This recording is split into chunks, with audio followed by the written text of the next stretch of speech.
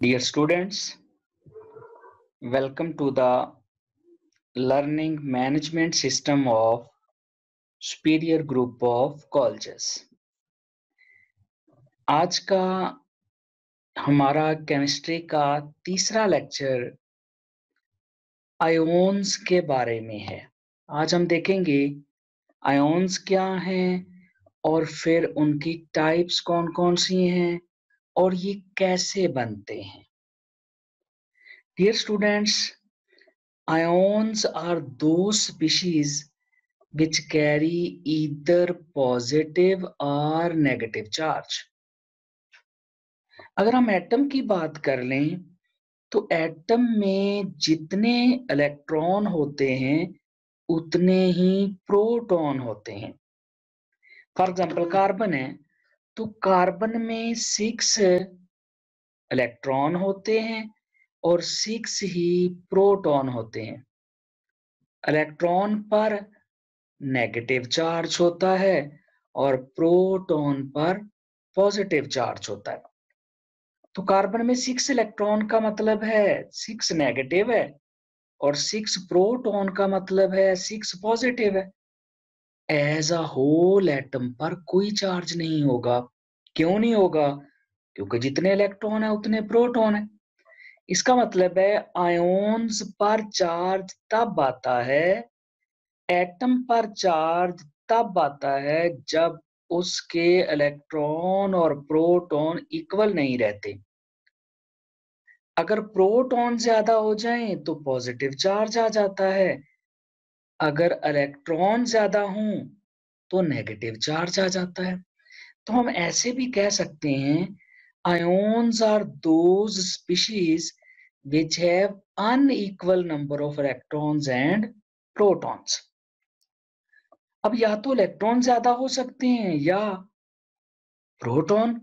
इसका मतलब है आयोन्स दो तरह के हो सकते हैं जनरली, सिंपली दो तरह के, एक कैटाइन्स और दूसरे एनाइन्स।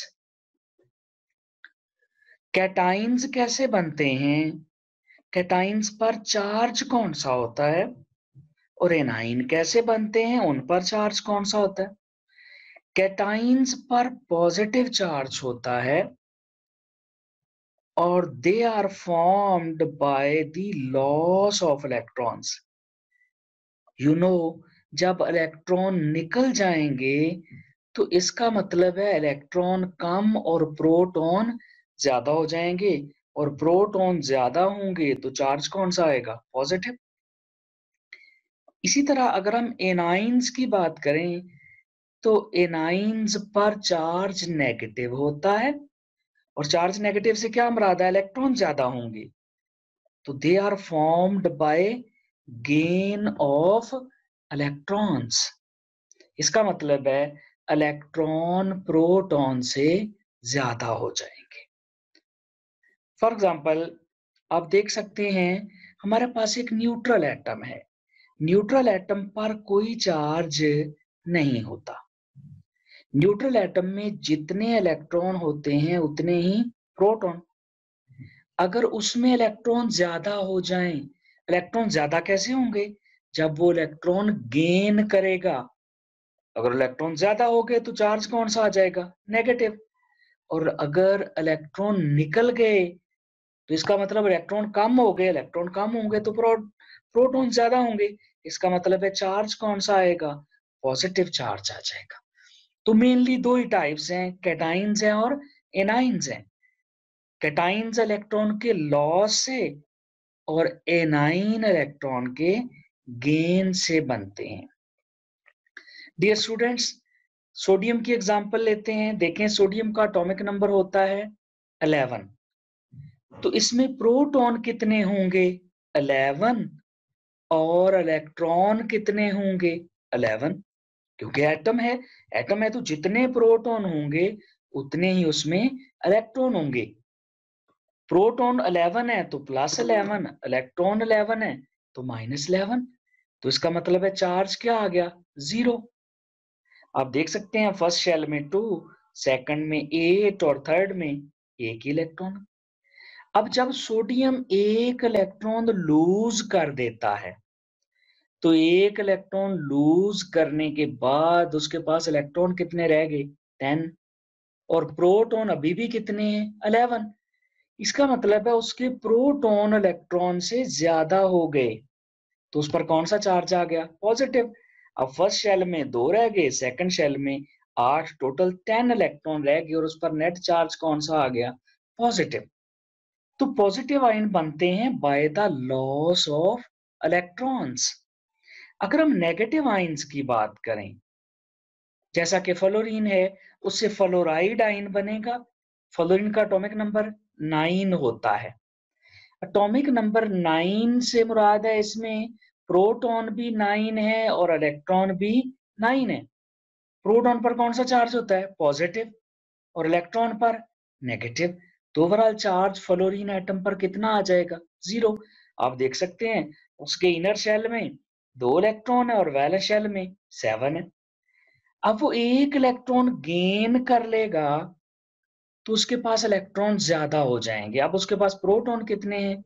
9, जबकि इलेक्ट्रॉन पहले से ज्यादा हो गए 10। और अगर इलेक्ट्रॉन ज्यादा हो जाए तो चार्ज कौन सा आता है? नेगेटिव। कितने ज्यादा हुए हैं? एक ज्यादा हुआ है, तो चार्ज कितना आ गया?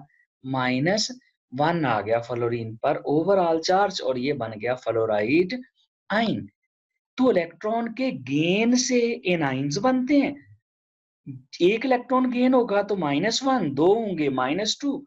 इसी तरह एक का लॉस होगा +1, 2 का लॉस होगा तो +2, और इस तरह चार्ज बढ़ता चला जाएगा। Dear students, general types of ions 2 ही हैं। कौन कौन सी? कैटाइंस हैं और एनाइंस हैं। कैटाइंस यूनिपॉजिटिव भी हो सकते हैं। यूनिपॉजिटिव कैसे बनते हैं? By the loss of 1 electron. Uni means 1, positive means +1 charge आएगा। और ये कैसे बनेंगे? By the loss of 1 electron. जैसा कि हमारे पास एग्जांपल है सोडियम और पोटेशियम की। इसी तरह डाई पॉजिटिव, कितने इलेक्ट्रॉन का लॉस होगा? Di means 2, by the loss of 2 electrons. और चार्ज कौन सा आएगा? +2, जैसा कि मैग्नीशियम और कैल्शियम +2। इसी तरह ट्राई पॉजिटिव, कितने इलेक्ट्रॉन का लॉस होगा? 3। और 3 इलेक्ट्रॉन का लॉस होगा तो चार्ज कौन सा आ जाएगा? +3। अब आयन यूनिपॉजिटिव बने, डाई पॉजिटिव बने, ट्राई पॉजिटिव बने, इलेक्ट्रॉन का लॉस ही होना है। किसी भी सिस्टम से इलेक्ट्रॉन ने निकलना ही है, और सिस्टम से इलेक्ट्रॉन निकालने के लिए सिस्टम को एनर्जी प्रोवाइड करनी पड़ती है, उसको एनर्जी देनी पड़ेगी। और जब आप सिस्टम को एनर्जी देंगे, इसका मतलब है एनर्जी एब्जॉर्ब हुई है, हीट एब्जॉर्ब हुई है, तो पॉजिटिव आयंस का बनना एंडोथर्मिक प्रोसेस होगा, in which heat is absorbed. जब भी पॉजिटिव आयन बनेगा, whether it is unipositive, di positive, tri positive, एक इलेक्ट्रॉन निकले, 2 इलेक्ट्रॉन निकले, 3 इलेक्ट्रॉन निकले, तो एनर्जी प्रोवाइड ही करनी पड़ेगी, हीट प्रोवाइड करनी पड़ेगी। Process will be endothermic. Number 2 पे अगर हम एनाइंस की बात कर लें, तो एनाइंस भी 3 ही तरह के हैं। यूनी नेगेटिव, कितने इलेक्ट्रॉन का गेन होगा? Just 1, gain of 1 electron. और चार्ज कितना आएगा? -1, जैसा कि फ्लोराइड और क्लोराइड पर। अगर 2 इलेक्ट्रॉन का गेन हो जाए तो हम कहेंगे this is die negative. Die negative means gain of 2 electrons. और गेन ऑफ 2 इलेक्ट्रॉन का मतलब क्या है? उस पर -2 चार्ज आएगा। इसी तरह ट्राई नेगेटिव है तो चार्ज क्या आएगा? -3। कितने इलेक्ट्रॉन का गेन होगा? 3 इलेक्ट्रॉन का गेन हो जाएगा। अब जैसा कि हमने पहली स्लाइड में देखा, पॉजिटिव चार्ज जब भी बनेगा प्रोसेस एंडोथर्मिक होगा। यहाँ पर 2 पॉसिबिलिटीज हैं। नंबर 1, अगर तो यूनी नेगेटिव आयन बनेगा तो प्रोसेस यूजुअली एक्सोथर्मिक ही होगा, उसमें से हीट इवॉल्व होगी। जब एटम एक इलेक्ट्रॉन लेगा तो वो स्टेबिलिटी की तरफ जा रहा है, तो एनर्जी रिलीज होगी। The process will be exothermic. लेकिन एक के बाद जितने भी इलेक्ट्रॉन ऐड हों, 2 हों, 3 हों, the process will be endothermic. Why? Uni negative तो एक्सोथर्मिक हो गया, इलेक्ट्रॉन ऐड हुआ, स्टेबिलिटी की तरफ गए, लेकिन फिर जो डाई और ट्राई नेगेटिव है ये क्यों नहीं? डियर स्टूडेंट्स, जब एक इलेक्ट्रॉन ऐड हो जाता है तो दूसरा इलेक्ट्रॉन ऐड करना मुश्किल होता है। जब एक इलेक्ट्रॉन ऐड हो गया तो सिस्टम पर चार्ज कौन सा आ जाएगा? जैसा कि आप फ्लोराइड क्लोराइड में देखें -1 आ गया। अब जब एक इलेक्ट्रॉन ऐड हो गया सिस्टम पर चार्ज नेगेटिव आ गया। अब अगर आप उसको इलेक्ट्रॉन देंगे, इलेक्ट्रॉन और इलेक्ट्रॉन देंगे तो इलेक्ट्रॉन पर भी कौन सा चार्ज है? नेगेटिव है। पहले आयन बन चुका है, यूनी नेगेटिव बन चुका है, -1 चार्ज आ चुका है। अब जब उस पर चार्ज नेगेटिव है और ऊपर से आप इलेक्ट्रॉन ऐड कर रहे हैं तो इलेक्ट्रॉन पर भी कौन सा चार्ज होता है? नेगेटिव। दोनों ही नेगेटिव हैं। नेगेटिव नेगेटिव को रिपेल करेगा। अब अगर आपने दूसरा इलेक्ट्रॉन ऐड करना है तो उस रिपल्शन को ओवरकम करना होगा, और उस रिपल्शन को ओवरकम करने के लिए you will have to provide energy. That's why जो बाय नेगेटिव और ट्राई नेगेटिव आयन बनते हैं, the process is endothermic. Energy देनी पड़ेगी। क्यों देनी पड़ेगी? क्योंकि सिस्टम पर पहले से नेगेटिव चार्ज है और आप इलेक्ट्रॉन ऐड कर रहे हैं, उस पर भी नेगेटिव चार्ज है। तो नेगेटिव नेगेटिव को रिपेल करेगा, उस रिपल्शन को ओवरकम करना है तो एनर्जी देनी पड़ेगी, and system process will be endothermic. अब है टाइप्स ऑफ आयोन्स। सबसे पहले सिंपल आयोन्स। सिंपल आयोन्स कैसे बनते हैं? व्हेन एन एलिमेंट लूजेस और गेन्स इलेक्ट्रॉन्स। जब कोई भी एलिमेंट इलेक्ट्रॉन लूज या स्टूडेंट्स, सिंपल आयंस कब बनते हैं? जब एलिमेंट इलेक्ट्रॉन लूज या गेन करता है तो तब सिंपल आयंस बनते हैं। फॉर एग्जांपल सोडियम आयन है, फ्लोराइड आयन है, दीज आर सिंपल आयंस। दूसरी कैटेगरी है हमारे पास टाइप्स ऑफ आयोन्स में compound ions. Compound ions are also called radicals. Compound ions are also called radicals. They are different from free radicals. Keep in mind, free radicals have no charge. Free radicals पे कोई charge नहीं होता. They are neutral. हम free radicals की यहाँ बात नहीं कर रहे हैं, हम बात कर रहे हैं radicals की. तो compound ions, compounds ions या radicals क्या होते हैं? These are group of atoms. Simple ion में ग्रुप ऑफ एटम नहीं होता। सिंपल आयन्स में एक एक एटम होता है। सोडियम है, पोटेशियम है, मैग्नीशियम है, क्लोरीन है, कोई भी है, एक। जबकि कंपाउंड आयन्स में ग्रुप ऑफ एटम्स होते हैं which carry charge. Group of atom which carry either positive और negative charge. Group of atom पर पॉजिटिव या नेगेटिव चार्ज आएगा and they take part in a chemical reaction as a unit. यानी ये जो group होगा एटम का जिस पर चार्ज है, ये जहां भी जाएगा इकट्ठे जाएगा। आप इनकी एग्जांपल दे सकते हैं, sulphate, phosphate, ammonium ion, nitrate, carbonate, hydroxide वगैरह वगैरह। अब देखिए, sulphate is a group of atoms. ये ग्रुप है सल्फर और ऑक्सीजन के एटम का, टोटल 5 एटम्स हैं। तो group of atom which carry charge, इस पे चार्ज भी है कितना? -2। अब ये जहां भी जाएगा इकट्ठा जाएगा। जैसे आप वो सल्फ्यूरिक एसिड में देख लें, इकट्ठा है ये H2SO4, SO4 इकट्ठा है। जैसे आप सोडियम सल्फेट में देख लें, potassium sulphate, magnesium sulphate, aluminium sulphate, ये जहां भी जाएंगे इकट्ठे ही जाएंगे। इसी तरह फॉस्फेट है तो वो भी कॉम्बिनेशन है, वो भी ग्रुप ऑफ एटम है विच carry charge. Ammonium group of atoms which carry charge. और इनकी खास बात क्या है? they take part in chemical reaction as a unit. Ammonium chloride, ammonium nitrate, ammonium hydroxide, ammonium sulphate इकट्ठे जाएंगे, अमोनियम यहां पर भी जाएंगे। अब इनमें जो एनाइनिक कंपाउंड आयंस है, दे आर मोर अबंडेंट। जिन पर नेगेटिव चार्ज होता है वो ज्यादा अबंडेंट होते हैं एज कंपेयर टू पॉजिटिव। अब ऐसा क्यों है? ऐसा क्यों है कि एनाइनिक कंपाउंड आइंस अबंडेंट क्यों है कैटाइनिक कंपाउंड आइन से? एनाइनिक वाले ज्यादा अबंडेंट क्यों है? डियर स्टूडेंट्स, एक्चुअली होता क्या है, ये है ग्रुप ऑफ एटम्स, और ग्रुप ऑफ एटम बनता है नॉन मेटल से। ग्रुप ऑफ एटम बनता है इलेक्ट्रोनेगेटिव एटम से। और इलेक्ट्रोनेगेटिव एटम कौन से होते हैं? जिनकी इलेक्ट्रॉन अट्रैक्ट करने की टेंडेंसी होती है। ये बनते हैं ग्रुप ऑफ नॉन मेटल से, और नॉन मेटल क्या होती है? जो इलेक्ट्रॉन गेन करती है। तो ये बहुत ज्यादा अबंडेंट इसलिए हैं कि ये नॉन मेटल जो होते हैं उनके कॉम्बिनेशन होते हैं। ये इलेक्ट्रोनेगेटिव एटम्स का ग्रुप होता है। इलेक्ट्रोनेगेटिव एटम के ग्रुप होने की वजह से, या ऐसे कह लें ये नॉन मेटल के जो एटम है उनका ग्रुप होता है, जिसकी वजह से इन पर नेगेटिव चार्ज आता है यूजुअली। ये इसलिए ज्यादा होते हैं। डियर स्टूडेंट्स, थर्ड कैटेगरी है हमारे पास मॉलिक्यूलर आइंस। मॉलिक्यूलर आयन कैसे बनते हैं?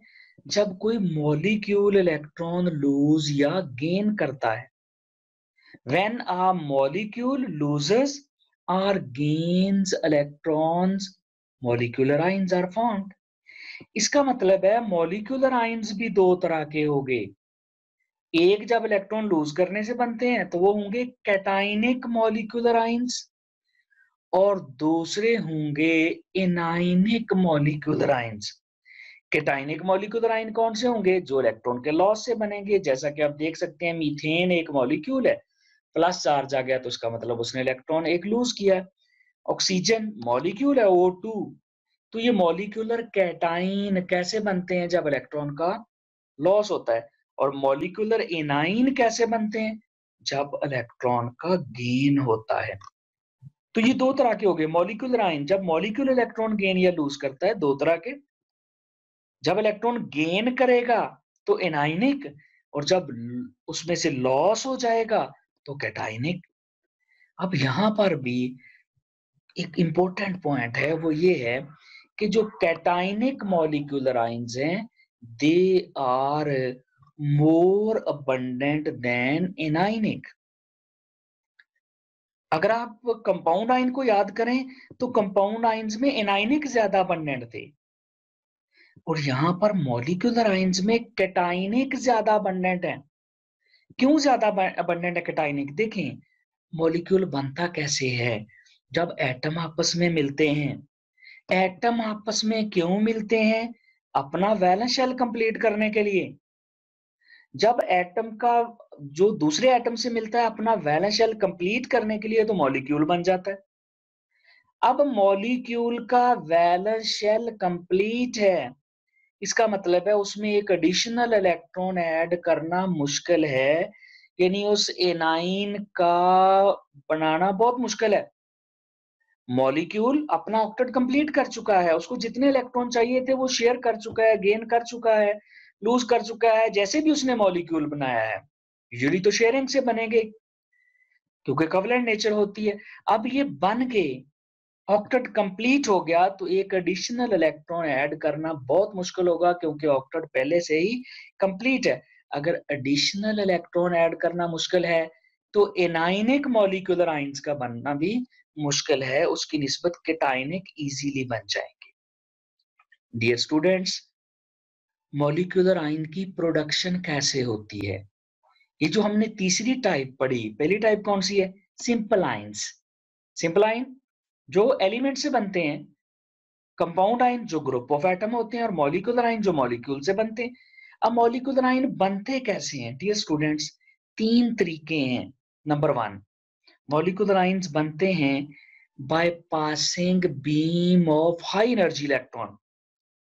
अगर सिस्टम पर high energy beam of electron की बम्बार्डमेंट कर दी जाए तो इलेक्ट्रॉन निकल जाते हैं। Number two, by passing X rays. और number three, by passing alpha particles. तो तीन तरीके हो गए, by passing beam of electrons, by passing alpha particles and by passing X rays। X rays highly energetic radiation, electromagnetic radiation जिनकी energy बहुत ज्यादा होती है। और अल्फा पार्टिकल्स क्या होते हैं? अल्फा पार्टिकल्स हीलियम न्यूक्लियाई होते हैं जिन पर +2 चार्ज होता है। तो ये 3 तरीके हो गए मॉलिक्यूलर आयंस को प्रोड्यूस करने के। लास्ट में है कि जो मॉलिक्यूलर आयंस हैं इनकी इंपॉर्टेंस क्या है? इनकी इंपॉर्टेंस ये है कि ये हमें नेचुरल प्रोडक्ट की स्ट्रक्चर का आइडिया देते हैं। नेचुरल प्रोडक्ट जो हमें मिलते हैं, फॉर एग्जांपल आपने प्लांट से कंपाउंड एक्सट्रैक्ट किए हैं, प्लांट से कंपाउंड निकाले हैं, उनकी स्ट्रक्चर चेक करनी है, तो हम मॉलिक्यूलर आयंस बना के उनके फ्रेगमेंट बना लेते हैं छोटे-छोटे, और उन फ्रेगमेंट को फिर जोड़कर हम मॉलिक्यूल की स्ट्रक्चर का पता चला लेते हैं।